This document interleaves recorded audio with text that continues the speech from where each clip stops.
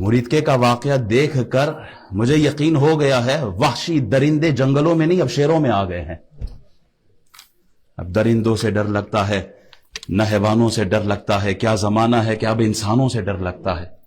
خونریزی کا یہ عالم عزت نفس کسی شخص کی محفوظ نہیں, اب تو اپنے ہی نگہبانوں سے ڈر لگتا ہے. عزت نفس کسی شخص کی محفوظ نہیں, اب تو اپنے ہی نگہبانوں سے ڈر لگتا ہے. خونریزی کا یہ عالم ہے کہ خدا خیر کرے اب مسلمانوں کو مسلمانوں سے ڈر لگتا ہے. دشمن بھی اگر اسلحہ پھینک دے نا تو دشمن کے فوجی کو بھی آپ قتل نہیں کرتے بلکہ اس کو پکڑ کے قید میں لے آتے ہیں. ظالموں, یہ تو درود پڑھنے والے لوگ تھے, یہ تو عاشقان رسول تھے, یہ اہل سنت کے لوگ تھے. اہل سنت کی پہچان ہی امن ہے.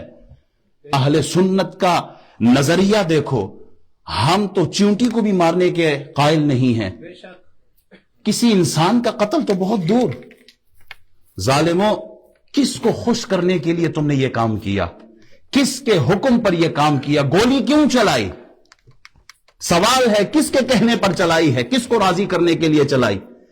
انڈیا کا بم برسانے والا وہ پائلٹ آپ نے پکڑا ابھی نندن, اسے خیر و عافیت کے ساتھ اپنے بچوں کی طرف بھیج دیا. یہاں کون سا ابھی نندن تھا اس جماعت میں, اس مارچ میں کون تھا؟ کس کے پاس اسلحہ تھا؟ ان کی مائیں مسلمان نہیں تھی؟ کتنے بچوں کو تم نے یتیم کیا, کتنی ماؤں کی گودیں تم نے اجاڑی ہیں, کتنی بہنوں کے سہاگ تم نے اجاڑے. کیا اس کا جواب تم خدا کو نہیں دو گے؟ کیا تم نے کلمہ نہیں پڑھا؟ کیا تم رسول اللہ کی امتی نہیں ہو؟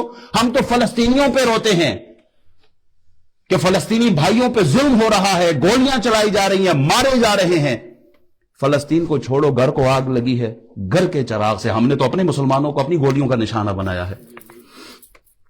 مٹی کے برتن بنانے والے کمہار کو نا, اس کے سامنے اس کے بنائے ہوئے 2-4 برتن توڑو تو وہ بھی گریبان پکڑ لیتا ہے کہ میری محنت تو نے ضائع کر دی ہے. کیا جواب دو گے اس ماں کو جس نے 9 مہینے پیٹ میں رکھا, 2 سال تک دودھ پلایا اور پھر جوانی کی کیفیت تک پہنچایا؟ اس کو کیا جواب دو گے؟ کیا منہ دکھاؤ گے؟ سینیٹر مشتاق تو گیا تھا نا اسرائیل, وہ اسرائیل کی قید میں رہ کے واپس خیر و عافیت کے ساتھ پاکستان آ گیا. اور مرید کے والوں کو مارنے والوں, ذرا یہ تو بتاؤ تم ان یہودیوں سے بھی گئے گزرے ہو؟ انہیں یہودی کہیں یا تمہیں یہودی کہیں, وہ تو مسلمان کو واپس کر دے, اور تم نہ بہن دیکھو, نہ ماں دیکھو, نہ بچے دیکھو, چادر 4 دیواری کی حرمت پامال کر رہے ہو. یہ کام تو یزید کا تھا, تم نے کب سے شروع کر دیا؟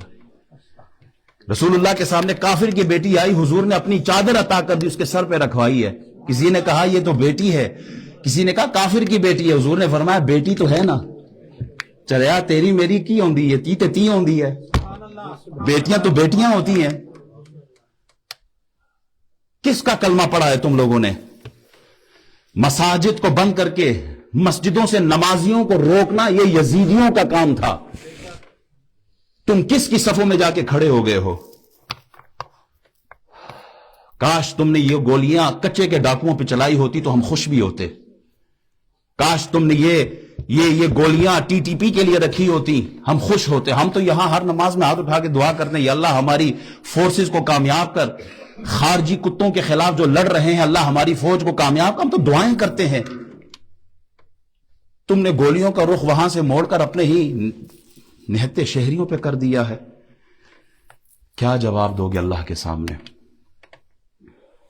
اونٹ کی ٹانگیں کٹی, پوری میڈیا چلا رہی تھی صبح سے شام, اونٹ کی ٹانگیں کاٹ دی گئی, اونٹ کی ٹانگیں کٹ گئی, پوری میڈیا صبح و شام.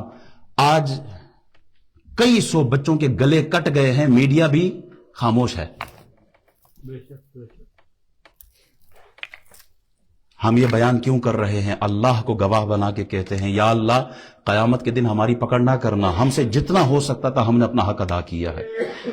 ہم پی ٹی آئی سے نکلو, لبیک سے نکلو, پیپلز پارٹی, مسلم لیگ, ان سے نکل کر ایک رسول اللہ کا عاشق اور رسول اللہ کا امتی بن کر سوچو رسول اللہ پہ کیا گزری ہے. قبر میں یہ سیاستدان کام نہیں آئیں گے, قبر میں جناب محمد الرسول اللہ کام آئیں گے.